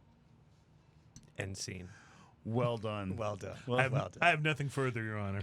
Reporting live from Florida, where a naked woman has a very odd way of staging a celebration. But the story's incomplete. Much like the Ass Masters series, it leaves so many unanswered questions. Well, Florida is half the answer. Yeah. So you got that. Oh well, And there's I often- didn't think about it until you put it that way. Right? That's enlightening. Reporting live from Florida, where a naked woman has a very odd way of staging a celebration. Because Florida. My name is Cruz, and that is your Drinking news, drinking news. Now it's time for drinking news. I need somebody to sing that with me at some point in time so I can start hitting some sweet harmony. Drinking news. Now it's time for drinking news. Yeah. You want- That's what we're talking about. All right. We don't want to hold you back, Ian. You let us know when you need to, reach some higher Mike, levels. can you come in every week? That was pretty good. Yeah. That's because we've been drinking. Yeah, and it's like we always say about drinking news. These are not necessarily always stories that are about drinking, although you could argue there may have been some involved here. But they are always stories that are best enjoyed if you've been drinking. Right. And certainly we have. I think we need to bring her story back every time we come on. I thought maybe we could follow where she's going, where she's been up to. Yeah, well, Now it's time for drinking news. not sure where you were going with that one, but I love the percussive ending of the opening can. All right, so Michael Duckworth, True Anomaly Brewing, is pouring what looks to be a rather rich concoction It is. into glasses here for us to sample. So this is an old ale. Ian, you want to tell us what an old ale is? No. That's good. That's good. All right, we're going to keep it a mystery.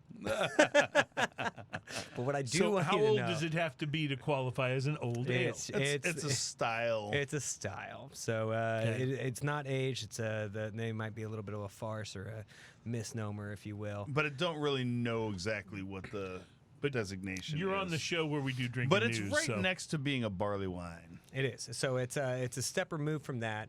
So we obviously carbonate this. The malt bill itself is a little bit more robust. It's driven towards higher ABV. This one again is 12%. We added a little molasses to this to help accentuate some of that kind of richer barley character. You're going to get a lot of mouthfeel in this. And then obviously coffee. So this is actually only our second ever coffee beer. So we haven't delved a lot into coffee. This was made with a producer across town with their Vietnamese coffee, and then D&Q actually. Love the D&Q. D&Q. So this is actually Loving a little bit of a collaboration with D&Q.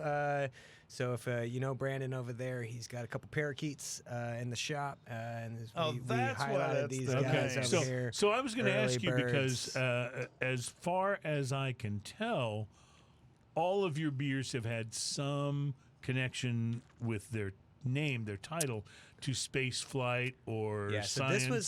this was actually Is a little this bit your more first departure? might be pretty close to it. We had D&Q has been a long standard here in Houston. For those again that don't know, it's a bottle shop, and you guys And were you talking can go about and the get- the waning that place. momentum of draft shops that have 50, 80 beers on tap, or places that you go that were the original that came in, and so this was our way to say, hey, thanks for supporting us for as long as you have, bringing in a lot of really original, unique offerings. yeah. Let's And he build does something it. together And man- that's within what you guys are looking for, and offer it. So they're exclusively offering it over there. We have it obviously at our place. Real limited release. We put half of this into some barrels because this just screams and wants for some Oh, yeah. barrels. So Oh my! so here in about another year or so, we'll have another rendition. I'll see you guys again then, and we'll see if we can't get this up to 14%. So yeah, and you'll make going. Ian. So, and Brandon over there, he's so nice. Like, once he gets to know you, you walk in and he'll be like, oh, I have something you'd be interested in. He's like totally. after he knows, he knows. Yeah. And then you're on the short list. And again, monthly subscriptions. So we're going to get you all hooked. He'll hold stuff back for you when it comes right. in. So I just took my first taste. This is just exceptional. Outstanding. Yeah, just exceptional. It's just got So- such a full, mouth-pleasing taste to it. It's malty. It's rich. You can taste the molasses, and then you've got that whole coffee under note. Right. It's that real. happening. It's strong on the aromatics, so you're going to get it, the coffee character, right when you open it, right when you pour it in the glass. It's going to come through, obviously, throughout, but I think more on the end, like you said, and you're going to get a nice caramel, full-bodied. Vietnamese coffee has a different vibe to it, a different kind of flavor. Different kind of than bitter just- to it as different kind of well. bitter, yes, Yeah, than, yeah. than Right. regular Colombian coffee bean coffee. It's really, when you order a Vietnamese coffee in a Vietnamese restaurant, Right. that generally comes with cream, Cafe soda. like just a whole bunch of cream, Yeah, yeah. to kind of Half make and it half. whole I mean, frothy. yeah. Yes, exactly. Yeah. And so this has definitely got that vibe Yeah. to it. It lends more to that caramel This character. makes me want banh mi. I will tell you, Yeah, it yeah, yeah. really does. Yeah. It speaks And it's to that. always the pork. Oh, always. The You mean barbecue double- pork. Always you mean the double barbecue pork. pork. Yeah. Yeah, that's what you meant. Pork banh mi is where it's It's so good. It's so good. My favorite banh mi place closed, by the way. It was down in downtown, and it was Leisure. I don't know how to pronounce Le it. Graval. Le Graval. Yeah, Very yeah. good They place, yeah. closed. Yeah. I couldn't believe it. I'm gonna have to find a new banh mi place. Yeah, there's another one probably over in today, our neck 'cause of I'm- the woods that Oh, yeah? Cafe TH. They closed down not too long Oh, ago. see, I as love well. that no. place. I Yeah. love that place. I They- didn't always get banh mi there, but they had great food, but they were like only open for lunch, and it was kind of weird. but But yeah. yeah, but I went there a number of times. I like that Yeah. place a lot. But yeah, there's so many new places opening up around here, though. I just have to find a new Houston's Vietnamese sandwich got shop. good Vietnamese food, like kind of spread around. I mean, too, it's just so, got yeah. a tremendous. I mean, I think we've talked about this before. I Yeah, mean, yeah. it's just keep Houston underrated. Let's quit talking about it. People are going to start catching Right. tail. Let's that- start moving And here. they're everybody's gonna figure out this we're is gonna where they become should be. Austin if we're not Right. careful. That's right. Austin, like people who've lived there for like Oof. 10 or 15 years, they're hating life right now. Oh yeah. You know, Yeah, because unless just- you own your home. Yeah, unless you're selling your home and moving to Houston. That's right. That's Yeah, right. then in that Yeah, case we're all you're right. happy. We're okay about it. No, but you know what? There's so much great stuff going on here. I mean, I've mentioned how cool it is to be walking distance from True Anomaly, to be able to just walk over, even on a hot evening like this. You can walk over, you can sit, you can have a cold beer, you can chill down, and then you can enjoy. If it's a Tuesday, you can enjoy some of those tacos. But it's just you guys have got such a great vibe, and I love. Not only am I a fan of your beers, but I love your tap room. I just think it's like a perfect example of what an East downtown Houston. I really appreciate And you place guys should have be. the pizza place right across the street. They'll just bring the pizza right over to Right, you. we do. So we don't have a kitchen of our own. You bring whatever you want in, but obviously you Yep. guys have been in plenty, and you just snag what you want from across the street. We've got pizza, burgers. So, do you have the early birds on tap right now? we do. at We've True got Anomaly? we have this. We honestly we only have probably 5 or 6 cases of this left. It was real short run. Like I said, we put most of it into barrels, but we wanted to give people an offering and ourselves as well an opportunity to taste it kind of early, good. young. So, when know? you say you put it into barrels, what's the plan then for this to be revealed later? Yeah, so we got some bourbon barrels. It'll probably be usually it takes about a year in the barrel. So we put it in there a couple months ago. So probably about this time next year, we should be through that wood aging process, and then really picked up that good character. Again, it's probably going to add a couple percents on there, and we're gonna have a good kick to it. I like it. It's we've done a number of obviously wood age offerings, but in the bourbon rye category, we've seen a lot of just good reflection in character and taste in the beers that we've added it to. We have another one, our Dark Matter, which is our Belgian double that we just put in a rye. I and- like that one a lot. yeah, we got the quad that we've done before. So if you like these larger beers that have a little bit more of a Belgian character to them, and add in a little wood. Not only are they delicious, but if you drip a little bit between 2 pieces of wood, you will never get them apart. Good to know. The early birds is 12.2, but it doesn't come off as excessively boozy, really. Comes off very coffee. Yeah, you get Very the coffee, coffee, yeah. right. The coffee is very full and the sort of dominant thing on the palate, Right. but it doesn't make you feel like quite frankly, I've had beers that were more in the 10% range that have come off more Right, boozy. right, and we probably than have this yeah, does. yeah. And the other thing I'll note on this is we don't obviously know the caffeine intake Content. on this, But I have a content. feeling it's reasonably high. It's probably we use whole beans. Oh, man. I forget who we got these from this time around, but yeah, I mean they're pungent. Well, so you guys So make good. a lot of different beers in a lot of different styles. So obviously you need hops, you need malt, you need in cases like this coffee beans. What's the most difficult thing to source for you guys so far? So actually, we're getting increasingly difficult challenges and pressure around grain itself. Some of our beers, like Scout, we use very specific brand specific vendor kind of grain, yeah. area. So nothing so far is that we haven't been able to produce it, but lead times are lingering, costs are going up. So we're having to be a little bit more judicious on coming in, selecting when we're going to buy and how much we're going to buy.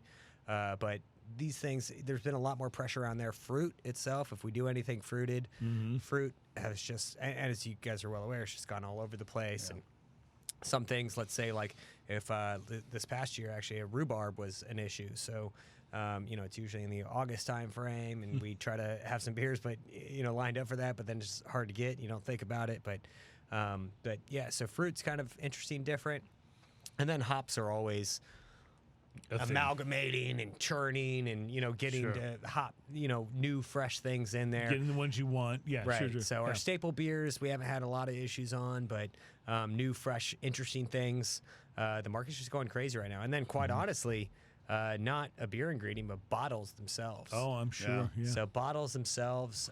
We heard during the pandemic that cans were an issue. bad. So cans have come back into regularity. We're not having as many pressures around that. Bottles, however, just gone. So The way of the dodo. talking about prices, you guys, and most of your beers that I see on the shelf are the 16 ounce. You guys are not. I'm trying to say this the right way. You're not the cheapest beer on the shelf. It's more of a premium product for sure. It's definitely a premium product. Has that? I realize that may be set because of your actual costs of producing the beer, rather than 100%. saying, okay, we're going to price high. Unfortunately, it's more that than the other. I wish we were just taking advantage of the margins for being in the industry we're in. And some people do, absolutely. But us being a small business where we're at, so we're not setting anything crazy. Has that worked for you or against you at all? Because I will say, when I go into the store and I see you, and maybe there's another brand's 16-ounce can beside you, and it's $1 less, it actually makes me think of you as a more premium product. Right. I don't know if that's the way everybody looks at it. Hopefully but so, how is quite it working for honestly. you guys? So, I mean, obviously, we have a lot of offerings that are in 500 or 750 bottles. You were saying earlier, it looks right. This looks like a wine bottle. It looks like a champagne bottle. Sure. So we're putting the extra cost in dollars into the labeling, the The presentation labels of the are product. beautiful on these, So by the way. That They it does really are. resonate, so that you come in and you They're say, gorgeous. I'm paying a little bit of a higher price point for this, but does it look and feel like the quality of product that I'm expecting? That I'm expecting for that The money. other thing that I'd say is, quite honestly, especially for some of these more peculiar or interesting offerings, I would challenge you to go in and buy, a $16 to $20 bottle of wine, and come home and say, "Man, that was an amazing bottle of wine." But I bet you, if you go in and buy really good point. 16 to 20 bottles yeah. on one of our beers, and you go home, you're going to go home and say, that was probably an one of the better, amazing beers. more impressive Yeah. beers I've had. For the That's a complexity, really the good point. quality around it. I've never heard anybody say it quite that way, but that's totally true. Totally true. So Totally that's true. my wager. Go try it out if that's where you're at. Now, for the clean stuff, we probably are $1 or $2 more, but at the end of the day, again, our quality processes, I'm what we're trying to bring in. I'm we're not saying trying it to, as a criticism. No, by the way, not at but all. I accept it. We are a premium brand, and we want to be, because at the end of the day, we're putting the time and attention into the quality of the beer it. to ensure that we do deliver that quality. Does that have additional cost to it? It does. So if you're willing to pay $1 or $2 more, then hopefully you're going to get that quality back and you're coming going to at get you. something that you will actually be happy about the money you spend Right. on. And that's the thing, right? All right, we're going to take a break. We'll be back with our final sort of closing segment. And I do have one more question for you about the state of beer as it is. And I think Ian needs to pee. So we'll let him run off to the restroom while we take a break. Quick, We'll quick. be right You back. got 30 seconds. It's Smoking and Toasting.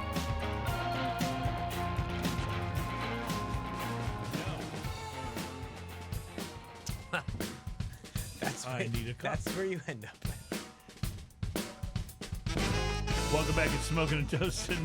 Our program's all about craft beer, fine spirits, and hand-rolled cigars. things are good. And we got all of those things covered here today. We talked about some really good cigars. We have had some amazing craft beer from True Anomaly. And we just, I think, just poured a little more of this Rabbit Hole High Gold, the Kentucky Straight Bourbon Whiskey that we That's were just talking about pretty during the damn break. good. You're pretty excited about this. It's whiskey, pretty aren't good. you? This Yeah. is something I'm going to buy and put on my shelf. It is a bubblegum and cinnamon bomb, in as much as whiskey gets that way, and it's fantastic. Well, I will tell you, this is really, I guess, probably the biggest endorsement you could get from this show is when one of us either says, like Ian said about Scout earlier, I have this in my refrigerator. It is in my refrigerator. Or I'm going to buy this and add it to my bar. Like to me, that's and not that our endorsement necessarily means anything. Oh, So mine that's how we does. feel about the rabbit hole. Yeah, Ian. Well, I bought that bottle. And I think Ian's about to go buy a bottle of his own. I will be buying a bottle. I asked you earlier. I think I'm gonna go. Have see what that. I didn't want to make sure that price point. Yeah, I'm going to offer this to you though. You're a great guest on the show. I want you to Spill it all. I want you to take it. Yeah, I want you to take it home. You've left us great beers before. I appreciate it. We recognize what that what that means. All right, if I publicly committed to it, then I guess it has to happen. We want to thank you though So much. One of the things that I just want to say I love about your brewery so much is that you guys are right in the heart of Houston. You are so experimental. You don't just do the normal beer things. You do plenty of the normal beer things, but you also do these things like so much of what you brought in today that's been so much fun. I loved the Native Sky. To me, that was just like one of the most easy drinking of the sort of wild ale farmhouse styles, and I just felt like it was like it's the perfect gateway to funk. Is a good way that I would put that. That's good. It's a good gateway to funk. Gateway to funk. Gateway I like to it. funk. One of the things that makes me Doesn't smile that sound like is an Ohio Players album title? Gateway to Funk. I like it. You would see like Easter Island, we have a things, show- Stonehenge. we have a show where we talk about beer and those kind of things. You came on and you brought, what did you bring? 4 or 5 different things, and none of them were an IPA. I'm not bashing IPAs for that, but what I'm saying is we've moved to a point where the IPA doesn't have to be present. Well, absolutely. But I will say this. Glorious day for you. I will say this. Their Glorious IPA. day. Now, can we Is just incredible. get barley wines everywhere? Yeah, Right, their right. IPA is Thank you, incredible. thank you, Chris. It really is, and they have a pale ale that's monstrously good Thank too. you. Yeah, the And- DH, was it the... Dry hop Citra. I mean, it's a Citra IPA. Yeah, So, yeah. or pale ale, I should say. Yes. But I know what Ian's going for. I understand what he's advocating for, and I would Progression. I will say this: if I go into a restaurant, not talking about a bar that has tons of taps, but if you go into a restaurant and they bring you the beer menu, and there's a barley wine on there, respect goes way up. Oh, yeah. Because that's just not something that you see all the time. A barley I mean, wine or an old ale or any of those kind of a things. Scotch ale, even. Scotch ale. I love Scotch But ales. I will just say this I'm going to though. brew a Scotch ale. I have a brew event coming up pretty soon. I'm going to do it with Scotch ale, I think. Well, I would say this: I'm fighting a battle more that's closer to the front lines, because the battle I'm fighting is when I go into a restaurant and the only beer that they have that isn't Anheuser-Busch is like maybe a Shiner Bock. First of all, I thank God for Shiner Bock in Yes. that moment. But secondly, I flagged somebody down and I talked to him about it. I go, your beer selection is lazy. This is a fine dining establishment. My wife and I are going to drop $100+ in here tonight. Hundreds. Yeah, hundreds. Yeah. Oh, yeah. have you met 2022 pricing? Yeah. Right. The new Were you $100 planning to have bill a is bottle now of wine? $300. Were you planning to also have a bottle of wine that well, evening? No, I know, I get it. But yeah, we're gonna drop a lot of money in your establishment. Is my point. I would really like to advocate for a better selection of beer. 100%. And I do this all the time. I know it annoys my wife, but she's so sweet. She puts up with it. But I think it's important. Again, if you they can, don't if hear you can from have their a wine customers, list that's You know- 50, 100, you know- whatever Sure, long, absolutely. you can't throw 3 or 4 other You know what I'll tell local somebody? brews in there. I'll tell them Red Robin has better beers than you do. Ooh, That's for cutting. real. That is that cutting. is for real. That's Red for Robin real. does have better beers than they do. Spicy. Yeah, oh yeah. If the only craft beers you have on there are Hopadillo and Sam Adams, I will straight up tell you that Red Robin has way better beers than this restaurant. And it's 100% true. And just let you chew on that. Because I just went to a Red Robin That's right. not long ago because my wife and I had gone to beer see a selection's movie. great. and we were there early, so we said, let's go get a drink at the Yeah, I Red know what you're Robin talking right about, yeah. across the little thing. And we went over, and sure enough, they I don't got remember good what beer. beer it had, what I had now, but it was If good. Red Robin can have a great selection of beer, Dude, yeah. you got no freaking excuse, Yeah, dude, man. yeah. I'm It's telling you, over. I've snuck It's better over. beer into iPick. That's I'm right. telling you right now. You know, I think that is the perfect point at which to wrap up the show. Michael Duckworth, True Anomaly Brewing. Your beers are incredible. Your place is awesome. Thank you. Don't get me started on the tacos. I haven't tried them yet, but I'm going to. Yeah, we're going. But, We're going. But all right, good. Next Tuesday, And- we're all going All together. right, next right. Tuesday is Sounds- Taco Tuesday for all of us. Sounds like a plan. Thank you again for being on the show. All of the times that you've been on, we've always enjoyed you, but we've always enjoyed tasting really interesting and new things, and that's Appreciate it. That's been All a right, blast. I'll try to gen up some new stuff for the fall and see you guys soon. That sounds like a plan. And this Belgian, is it the Belgian that you've got aging further? Mm-hmm. Yeah. So at what point will you break that out again? So we're gonna have that quad available here in the next 2 months, 3 Okay. months. All right, Yeah, well- after the summer. I don't know. I forget right. where we are, but when it's less hot. I get it, and that'll be an appropriate time for it for those of us who are not. So the named Dark Ian. Matter is the one that I always get when I go in there. I think that comes in a Belgian tulip. double. Yeah. Yeah, that's so good. Love it. So Love it. good. Well, thank you for all you were doing for advancing the state of beer and brewing in our fine city.